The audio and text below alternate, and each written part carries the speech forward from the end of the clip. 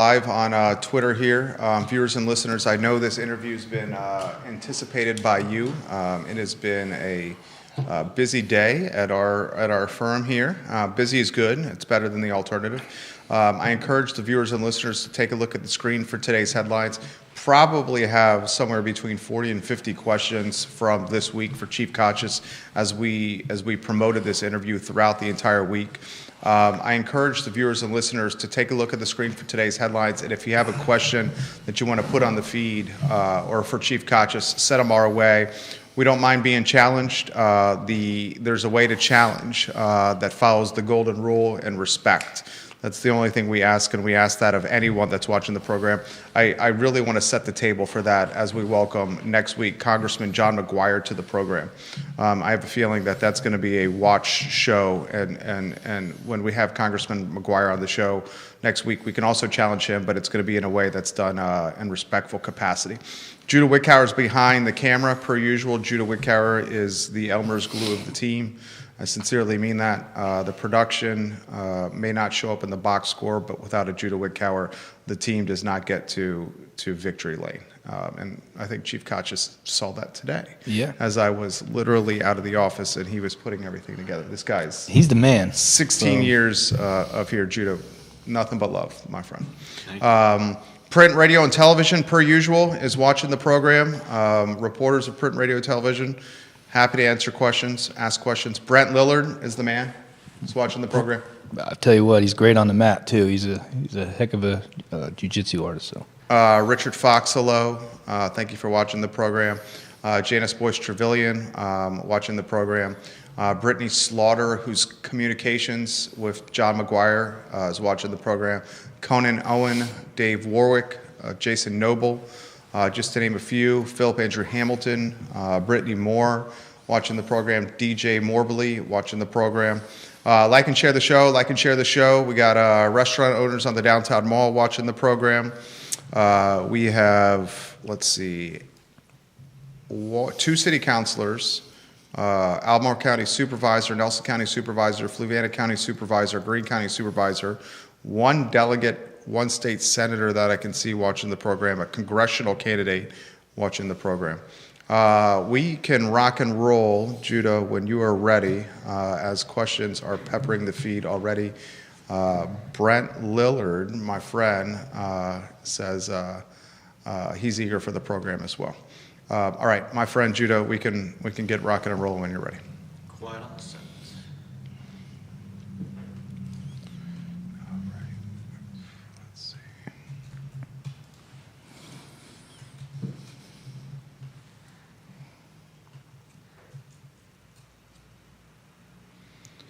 Welcome to the I Love CVille show, guys. My name is Jerry Miller, and thank you kindly for joining us on a Friday in downtown Charlottesville. That's where our studio is located. This is the water cooler of content and conversation for Charlottesville, Albemarle County, and as we spread our wings, we're looking to make it the water cooler for the Commonwealth.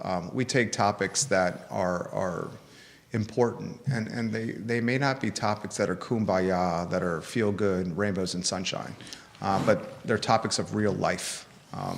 And a lot of the material you see we highlight on this show comes from a perspective or lens that my wife and I talk about over coffee, breakfast, and it's kids. It's this intersection of policing and governance and the economy and policy and how it impacts us as homeowners and as business owners and as taxpayers and frankly our children, because there's nothing more than you know, for me personally, my wife personally, I know many of you, our kids are our hearts walking outside of our body. And we want to leave this community in a better place than when we first arrived. I think about that every day, the older I get, with our 2 boys, who are our pride and joy, most of the time. Right now, they're all from school, and I think they're driving my wife absolutely crazy right now. And as I get home, I may feel some of that. And that's why we have Woodford on the home bar, ladies and gentlemen. We encourage the viewers and listeners to like and share the show. I want to give some love to one of the best businesses out there, Charlottesville Sanitary Supply. John and Andrew Vermillion are the owners. They're 3 generations strong, and their family is 5 generations strong in Albemarle County.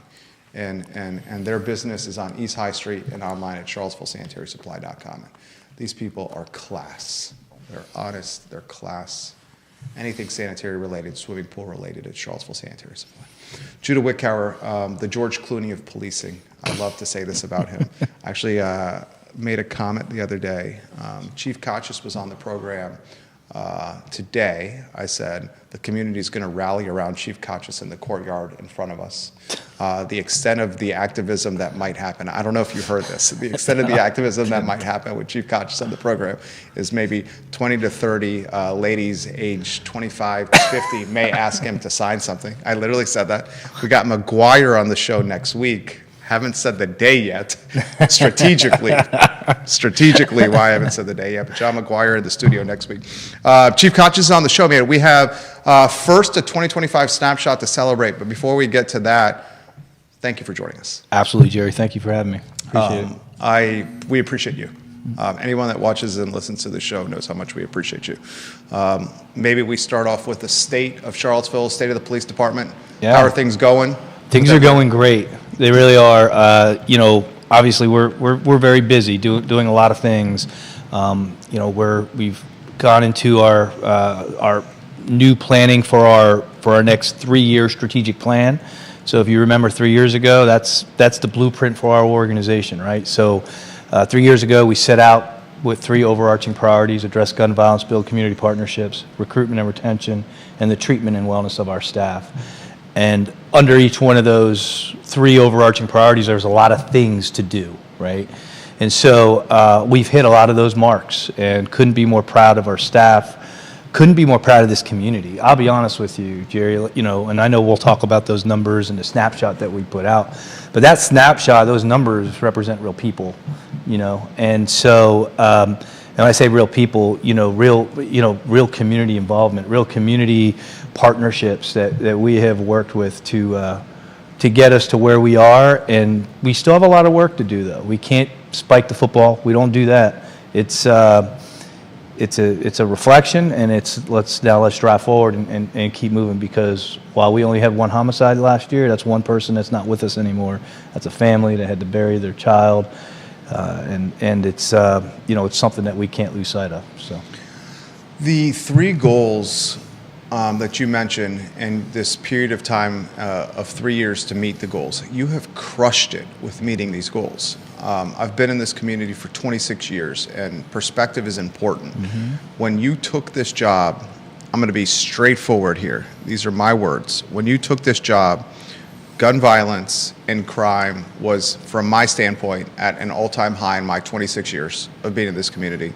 Morale within the police department was at an all-time low. Mm-hmm. Vacancies, and you could correct me on this number, I was using 25% plus the vacancy rate within the police department. Yeah, 25%. 30, we had somewhere around 30, 32 vacancies at the time. So significant vacancies. Yeah. And we'll get to the Chief Brackney, Jackson, Mississippi News, mm-hmm. and her hiring. I posted something on the I Love CVille network earlier this week, just highlighting that she was hired, also highlighting that she had lost her job here. Chip Boyles had let her go, the former city manager. And then I championed Chief Kachis because he's, in a lot of ways, reimagined the department, filling the vacancies, improving morale, and solving crime. Mm-hmm.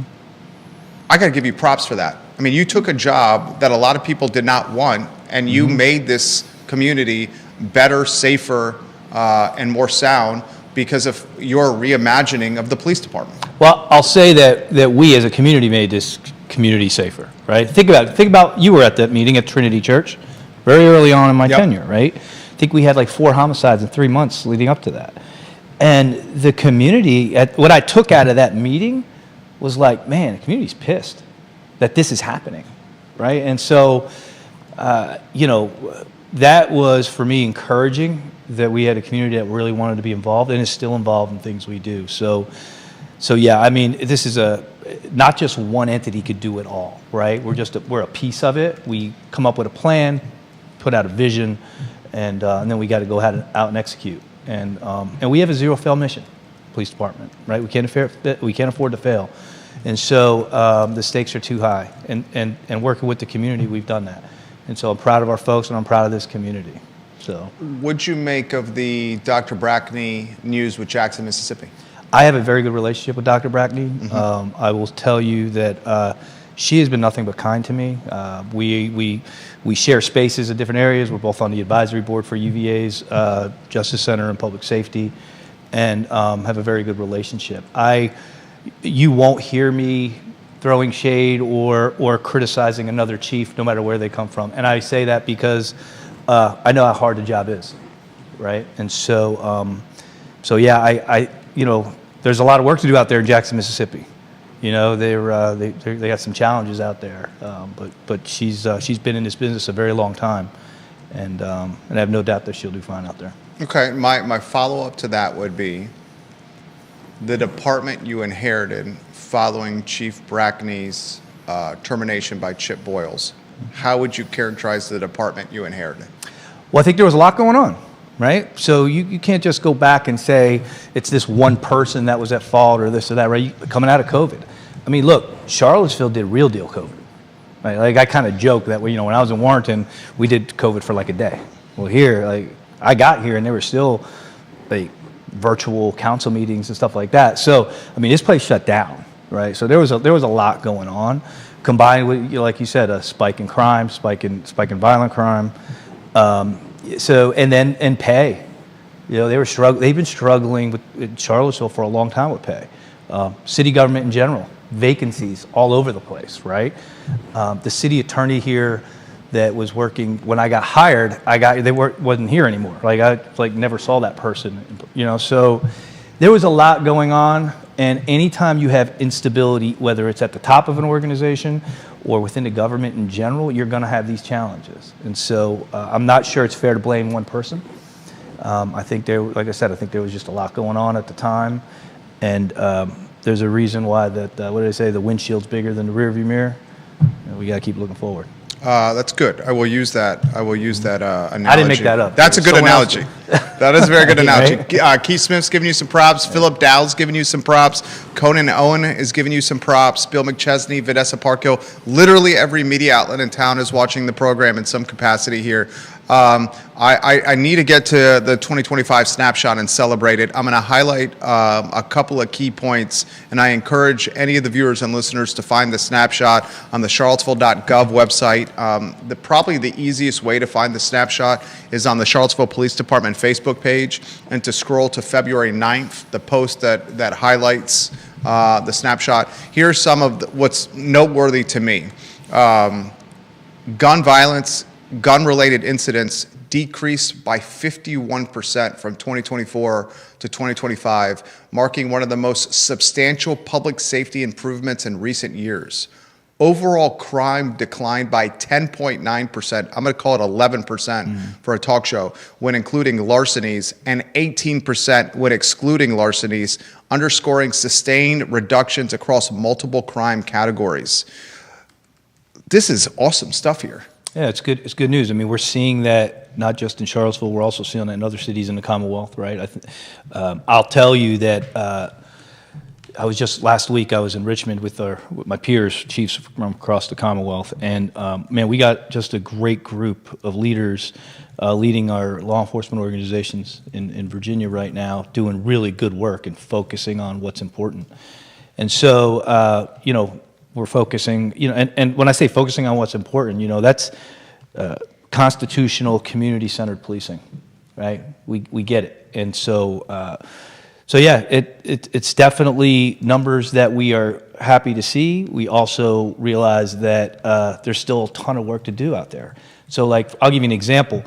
That 51% reduction in incidents involving firearms, right? So that includes shots fired, homicide, robbery, aggravated assault, stuff like that. While we are seeing a dramatic reduction in our shots fired calls, we are also seeing the amount of rounds fired on each one of them significantly higher, right? So we may have had more shots fired calls over the last year or two by a lot. So we're reducing those incidents, which are really important. But the capacity of magazines that we're seeing, the amount of rounds being fired, I mean, it's nothing for us if we do have a shots fired call to see, 20, 30 rounds being fired at a house. So that's something we have to focus on. So that's it's that we got that snapshot. It's absolutely, let's reflect on the great work that's been done over the last year. We're going to be putting out our annual report, which is going to be more detailed, kind of building off of that snapshot. And then let's move forward and start building out our next 3-year strategic priorities, and how we continue to get better and get those numbers to zero. I'm not going to be happy till we have 0 homicides, 0 shootings, and that might not be realistic, but that's what we need the mindset we need. Comments are coming in extremely fast. Brett, who says this: Charlottesville is lucky to have Mike as the police chief. This is an absolutely fantastic guy. I have probably somewhere 24 live comments in the feed here on the student protest locally, and looking for the support the police department may provide. I promise you, we will get to that, and we understand that that's a topic that is important to everyone because it's our kids. This is an interesting one that's come on one of the 15 Facebook pages. How much of the statistics that are certainly impressive are tied to policing and improved police department, or tied to the fact that our baseline with COVID behind us is a little bit more stable? That's a good question. Yeah, it's a great question, and I was asked this. I was asked yesterday by a reporter you and I both know. And is that Hoss? Hoss, yeah. So he don't mind if I say it, right? Hoss is great. Yeah, he was asking me about this, and I was giving him really kind of a long answer, and he's like, "Oh, I was hoping to have just like a simple answer to it." I was like, "The answer is there's no simple answer to it, and there's not. When we're talking about crime, we're talking about gun violence, we're talking about, it's complex.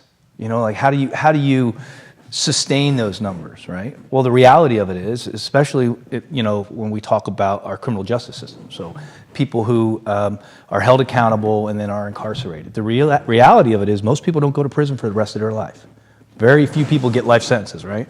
So at some point, folks are going to get out of prison and re-enter our communities, and if we're not investing in re-entry, then what are we doing, right? So we need to make sure we are setting folks up who are re-entering our communities so they can be productive members of society.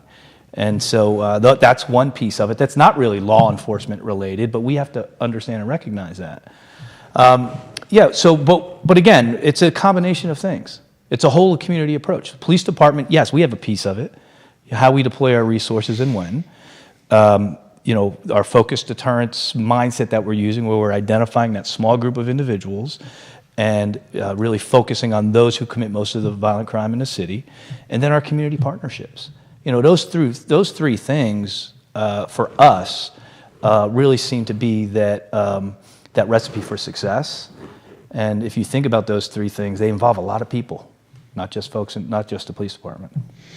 Nick Pollock watching the program. Jason Noble has this comment. Jason Noble watches the show all the time. His photo on screen.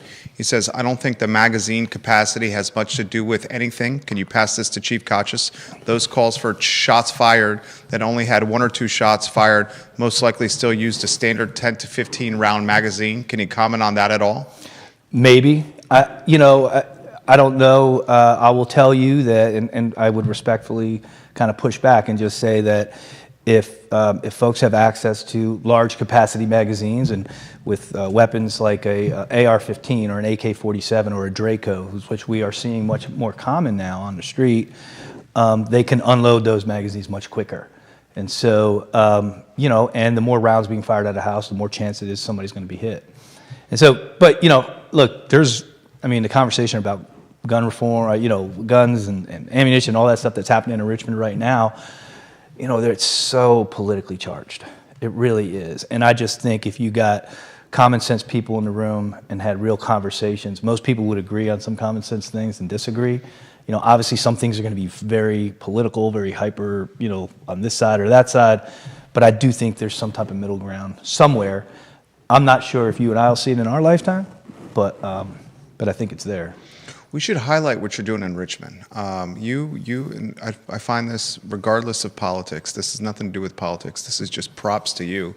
You were handpicked by Governor Spanberger to serve her administration, and you're doing so amongst a pretty stellar cast of police chiefs across the Commonwealth. Can you kind of give us the flip book or insight into what you're doing there? Yeah, so myself, there's other police chiefs and sheriffs. Andy Block from UVA, as well as was on the group. It's so we were part of the transition team for the governor-elect, now Governor Spanberger, to look at policy recommendations in the area of public safety.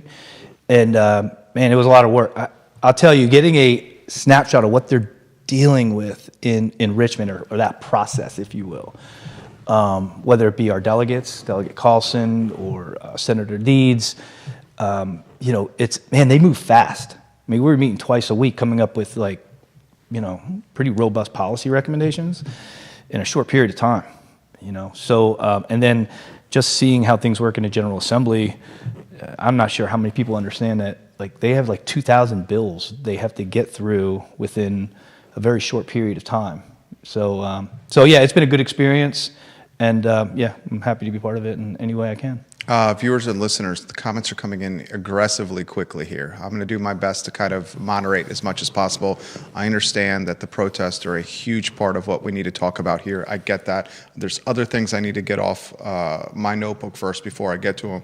I was sent something from multiple people about a bill and resolution as it applies to law enforcement agencies and protests locally. So I'll get to this, I promise. The morale of the department, how do you characterize it now? I see a lot of new faces, which I find pretty awesome. Well, remember, we've hired a quarter of our workforce in the last 3 years. Yeah. So the benefit of that, when you talk about building culture, I wouldn't say it's easy because we're dealing with real people, right? But it's a real opportunity that we've had. We have such a great group of officers. I mean, just the stuff we don't have enough time to talk about some of just the great work that they do. But I'll tell you, when we talk about morale, from where I sit, I think that morale is pretty good right now. But that doesn't mean we don't have challenges, Jerry. I got 150 people in that building. That's 150 people, things, right? So we're always going to have those things that go on. But by and large, we are in a really good place. And I couldn't be more fortunate to be able to serve with those folks. I've been sent videos and screenshots. There appears to be a massive protest right now of Albemarle High School students outside of Stonefield and Burton's Grill and Bar. I've got a photo where it looks like there's 100+ kids holding protest signs in front of Burton's. Stonefield is private property, by the way. That is Albemarle County. That's a different jurisdiction than Charlottesville here with the police chief. Clearly, this is the transition into Monday's protest. Yeah.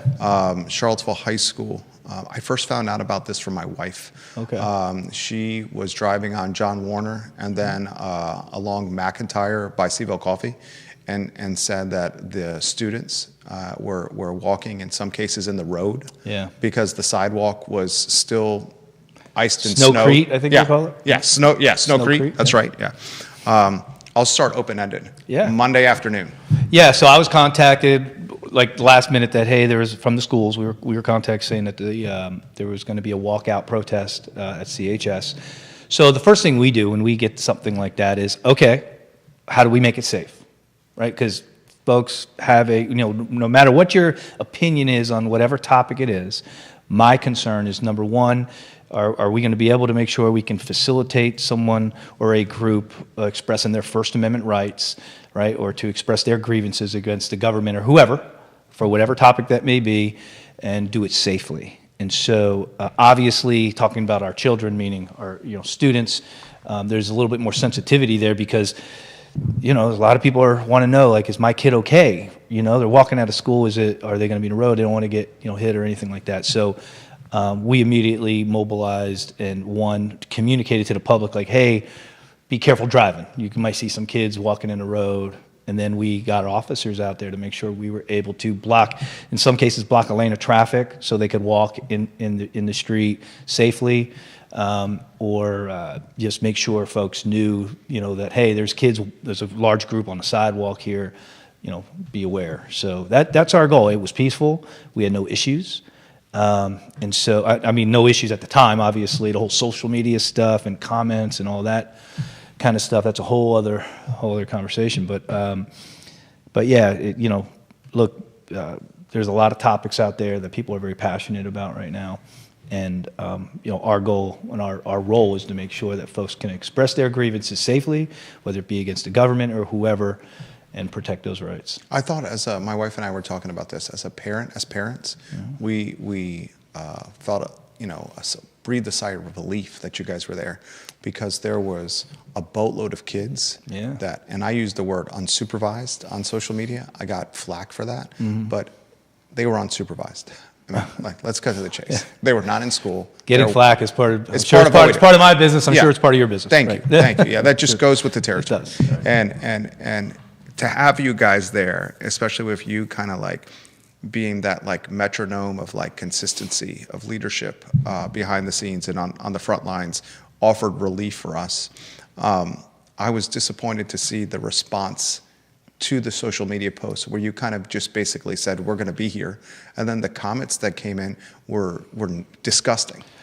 Yeah, so I typically don't read comments on social media. So that was some advice I got from a very wise chief one day. Okay. So, but I was made aware of those disgusting comments. And while I can't get into too many details because we are conducting an investigation into some of those, they were threatening. Can we say that? Yeah, if there was, I mean, so look, there's a legal definition of threatening, right? And so we have to determine if it meets that threshold, and then we will investigate it. But this has been assigned to our investigations bureau, and they're investigating them now.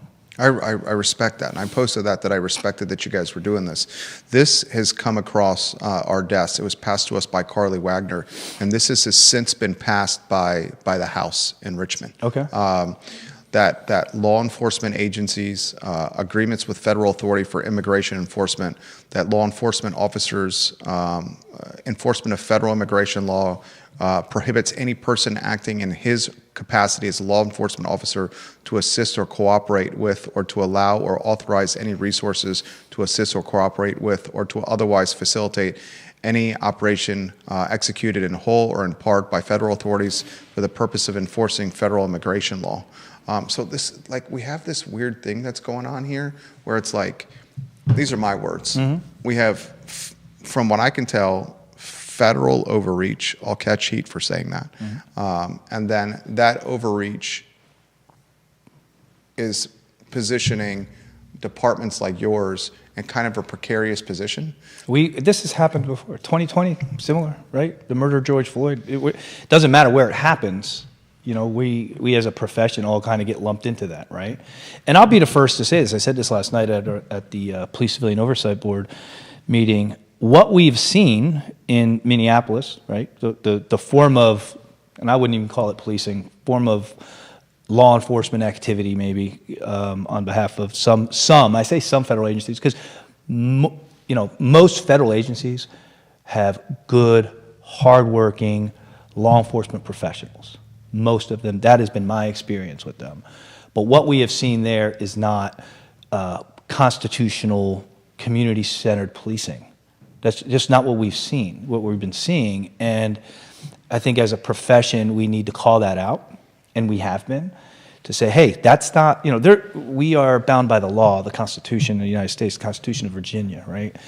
And so bills that bill you're talking about, so I want to say 2 weeks ago, maybe it was 3 weeks ago, the governor asked for a meeting with a group of police chiefs in Richmond. It was a short notice, like, hey, we need to meet, and so went to Richmond and met with her. And what the impression I got from, there's a lot of bills. There's like 2,000 of them, right? But everybody associates all those bills with one person, the governor, right? And whether that's fair or not, I don't know. But it was very clear to me she understands the nuance of the law, the nuance of what we can and can't do as a profession. And I really did appreciate that. So where those bills go, what happens to them, whether they're amended at a certain point, whether they're vetoed, I don't know, But there's a lot of nuance that needs to be discussed, especially a bill like that. The bills about making it illegal to wear a mask for federal law enforcement, the whole idea of one armed law enforcement agency arresting another armed law enforcement agency for something That's never going to go well. I don't see a scenario where that would happen. I just don't think that's smart policy. So, What'd you think? What went through your mind personally? This is Mike Hotch, is the person here. you're When going to get me in trouble. When you saw what happened in Minneapolis, 2 murders. Yeah, Do I characterize them as murders? So, in my mind, when I look at the first thing that comes to me as a career law enforcement professional, is that how do you automatically come to a conclusion at the highest level of government that a shooting or a use of force is justified within an hour or two? It's never happened in my 28 years. No use of force. You should be able to come to that conclusion. There's an investigation that happens. There's a thorough investigation that occurs. And there's a criminal investigation that occurs in any type of deadly force situation. And then there's an administrative investigation that occurs. We're talking months that these take. And I think the big problem that most people have, and especially that I had, is that you have to be very careful, how you are talking about something that could be a crime. You're talking about officers that could be charged with a crime, right? And so I just felt there was a lot of irresponsible comments and conclusions made at levels of the government that matter, right? I mean, is it different that you you're on a show? No offense, right? But like you could say those things, right? Mm-hmm. But me as a police chief or a certain level of government, you can't say those things. Mm-hmm. You may think it, but there is an investigation that has to happen, and all that has to be washed out. Some of the viewers and listeners, and I'm paraphrasing for them here, but it's all over the feed, are concerned with the position that the police department may be in if they're seen to be aiding or supporting, some are even saying encouraging, the ICE protests. What's that? Encouraging them? Yeah, I don't think encouraging is the right word. I think all you're doing is keeping them safe. That's all we're doing. Yeah, yeah. We don't take it's not our place to take a position. We have to be content neutral when it comes to these things. I mean that's just good governance. Yeah. Right? That's good policing. It's that we swore an oath to protect the Constitution of the United States, the Constitution of Virginia, and the laws of Virginia. Right? And so I'll be honest, I don't care what you're protesting. You have a right to do that peacefully, right? And that's what we've seen here, whether it be the No Kings protests that we've seen that have been very large. I appreciate what we've seen in the area of how people are expressing their grievances and what they're seeing. And as long as it's done peacefully and people's lives are protected and people's property are protected, that's our concern. And I 100% agree with what you said. And I think it's just like the jump to conclusions perception is the police is keeping these protesters safe, so they're like on the side of the protesters. But that's not what's happened. Is all they're trying to do is maintain an ecosystem of safety. I'm not going to take a side. Yeah. We're not taking sides. Yeah. That's not our role. We shouldn't do that. Right. But we also have an obligation to keep people safe, and that's what we'll do. This has come in. This is from Conan Owen, and we'll give Surspedia Central Virginia some love. They're a partner of the show. He does a really good job, Conan Owen, with building visibility for business. I noticed you got more signs in here now. Yeah, Conan Owen, Surspedia Central Virginia. Thank you for noticing that. He says, do police have any responsibility to oversee unpermitted protests? We do, but we also have to use common sense, right? And so sometimes would we love people to get a permit to do? Absolutely, but there's pre-planned protests and there's spontaneous protests, and there's a lot of legalities around those and what is considered a spontaneous protest and whatnot. But at the end of the day, from the police department standpoint, if someone has a protest and everybody is safe, nobody is hurt, and no property is damaged, I look at that as a success. So do I, and I think what's interesting is like the dichotomy of the unpermitted protest and keeping the community safe, and comparing and contrasting it with the unpermitted camping or sheltering in place or storage of personal property. Yeah. And that scenario, you guys can't do anything about it. That's correct. that right there, if I were to compare and contrast the two, it would be a head scratcher for me as someone who, like in downtown Charlottesville, wants to see downtown Charlottesville, I'm choosing my words carefully now, as safe and inviting and as quality of life prioritized, so I can bring a 7-year-old and an 3-year-old down here and feel okay with it. As do I, and I can tell you, as does I talk with the city manager and his team all the time, and that's their goal as well, and they're working their butts off to do it. This has come in from Ginny Hu, her photo on screen. Comments are coming in extremely quickly, and I appreciate the comments here. She says, I'm excited for the chief's interview, and in light of what Charlottesville Police Department posted last night about the social media threats, she says their social media post gives me serious concern and seems more like what England is currently doing to its citizens rather than what the law should be in the United States. She says, is this post the best use of CPD's time, stating they have received reports about comments? And she also says, if there's a true threat, don't give a warning, go pursue it. And she also highlights, what about the students threatening language towards law enforcement on posters that were carried around town? And then she finally says, if we aren't, she's concerned about hypocrisy, shouldn't every poster that has a threatening message to police department be held in the same vein as threatening messages and comments on social media? So, good question. I'll take the beginning of it first. So the reason why we put that out, that we were getting bombarded with questions, and people were walking in the police department saying, hey, these are threats, my kids were out, they're concerned, this threat, that threat. So we were getting a lot of inquiries about the different threats that were out there. And so when that happens, typically we will say, okay, hey, we're aware of this, right? And we are investigating it, and that's basically what that post was meant to say. And so as to people's comments, people equally have a right to go online and social media and comment and make their opinions heard. That's okay. That's their right to do so, just like it's the right to protest, right? But there's a line. And so we are investigating whether that line was crossed in specific areas. I don't know if that's happened yet, but we're investigating that.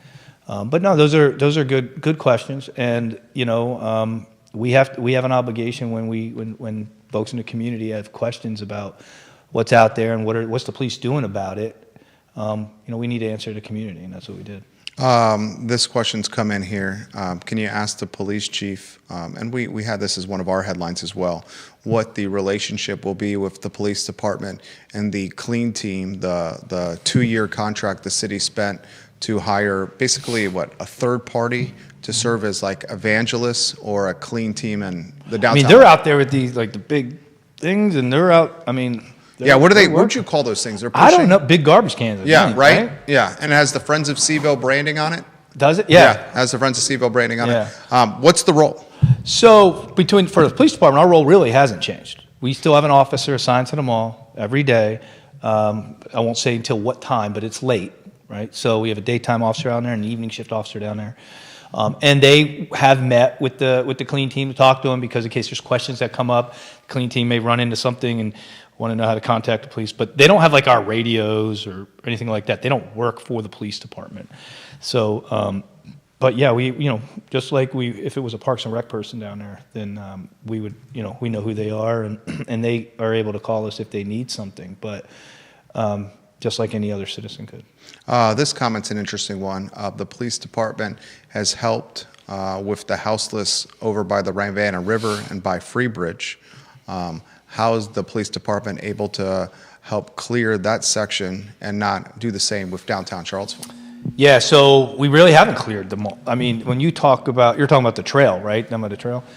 So there's a lot of our unhoused neighbors are living down there on the trail, and we have a relationship with many of them. I was talking about this last night, Jerry. Our officers, they care about these folks. They know them by their first names. Many of them have my officers' personal cell phones. They'll call them and ask, things pop up or things happen, right? I have some who will reach out to me, who I have relationships and speak with. And so, we're trying to keep them safe, especially obviously with that cold weather we just had. And we're down there and we're managing it, right? We got to get this low barrier shelter done. The city manager and his team is working their butts off on this issue. I don't think there's a day or a week that goes by that they're not working on this. So, but we'll do our part, make sure we keep people safe. Here's a good one. This is a regular viewer and listener. Jennifer says, I watch your show often, Jerry. On the last interview you had with Chief Conscious, he mentioned that it's only a handful of Charlottesville folks that are truly doing most of the violent crime. Can he offer perspective into any of the policing with these people and whether or not there's less of them in Charlottesville? And thank you for what you do. Yeah, so like I said, so when I talked about our focused deterrent or a focused deterrence model when it comes to policing. So, what was happening for a while in a lot of jurisdictions is you would have an issue that would occur in a neighborhood. You'd see a spike in crime in a neighborhood, and police departments would just flood that neighborhood with resources, and folks would feel like they're under siege in their own neighborhood, right? And while that may drive crime down for a little bit, it's really not sustainable. And then you're not helping in the area of building trust within a community. And so what we do is we're trying to figure out who are those individuals, and it's a really small group. And those are the folks we are identifying, and we'll either reach out to them or we're going to say, hey, if they're committing these crimes, we're going to put a case on them, and maybe they need to sit down for a little bit, and they'll have their day in court. But that's where we've made a lot of progress, is identifying that small group of individuals and focusing on them instead of going in neighborhoods and just trying to take over. Now we're going to go in neighborhoods, but our officers are going to get out and build relationships with folks and be there for the community. This comment comes in as a follow-up from a different person that's watching the program. The small group of folks that are committing much of the violent crime, how much of those folks live in public or subsidized housing? And is there any mythology tied to revoking the public and subsidized housing if they do live there? So I wouldn't say it's overwhelming. I mean, we have pockets of spikes, I guess, if you will, of crime in the city. We have our monthly CompStat meeting where we look at this data every month and say, okay, where are we seeing these numbers? Where are we seeing these spikes? And why are we seeing them, right? So we talk about hotspots. Remember, we have these hotspots. Well, now where's the hotspot within the hotspot, right? What's making that neighborhood the problem, if you will? Well, it's typically one or two addresses or a small group of people. Sometimes they live there, some don't, right? And it's not always our public housing areas. I think our public housing areas get a bad rap sometimes, right? But we see spikes in crime in other areas of the city as well. And I think the city does a really good job at investing in people and places, right? So there's that's shown to work. Chad Wood is watching in Crozet. He says, you have an extremely difficult job. Keep up the great work, and has given you the hand salute emoji. He's given you props. The props are all over the feed here for Chief Conscious. We'll spend about 8 more minutes here with the police chief. This question's come in for Chief Conscious. Do you feel that you have the support of the city manager and of city council? And if there's one or two things that you feel like could be more, that could offer more support to your police department, what would they be? The quick answer is yes, I do. I do feel like the city manager supports the police department. I feel like our city council supports its police department too. They've come to our meetings. I have a very good relationship with our counselors and the city manager. And so as for things we need, Jerry, I'm a cop. I could come up with all kinds of things that we need, right? I mean, but things cost money. I get that. We're in the budget process right now. And I've been doing this a long time, and I've gone through a lot of budgets. And so I understand that this is our community's money. It ain't ours. So we have to be good stewards of our taxpayers' dollars. And we don't take that lightly. And so we're going through that budget process right now, and I think for 28 years I've heard it's going to be a tough budget year, and so it's going to be a tough budget year again, and it really is. I think this one, I've been here 26 years. I think this budget year for Charlottesville City is going to be one of its most challenging.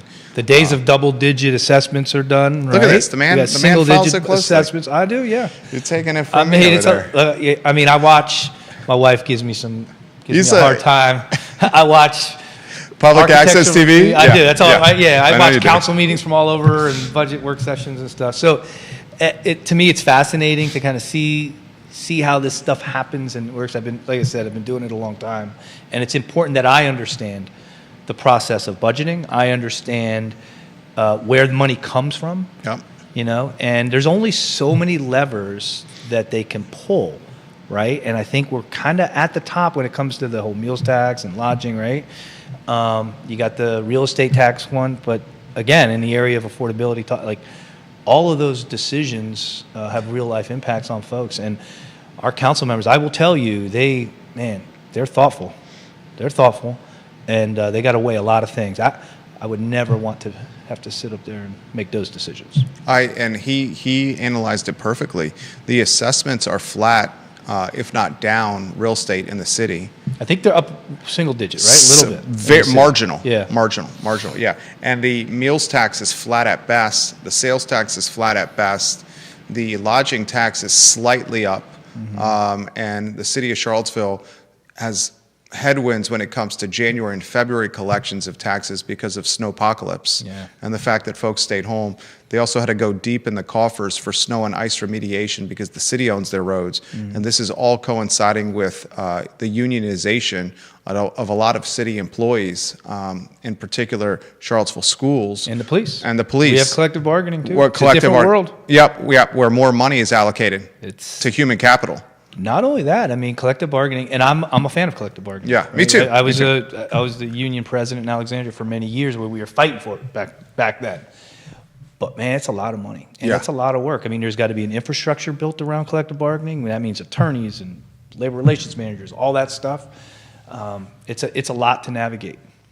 I want to welcome Meg Payne to the broadcast, who is sending me messages on the feed that are not the nicest. I still salute you, Meg Payne, and thank you for watching the program. That's what I'm going to do, is take the high road here.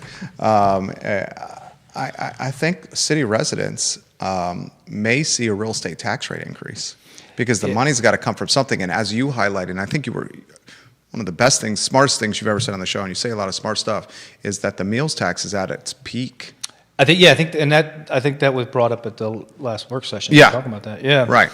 And so they look at other jurisdictions. I think the highest is like Covington, which I didn't even know where it was first. So, but yeah, it's like I said, there's a lot of tough decisions that have to be made at that level. So we'll see where it goes. What are we missing? What should be out there that isn't covered? What are we missing? Oh, I don't know.